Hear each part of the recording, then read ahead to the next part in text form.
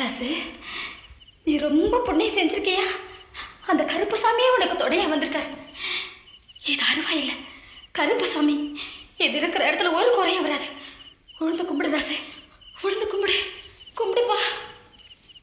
கருப்பா, என் பிள்ளைக்கு தொடையா வந்திருக்கப்பா.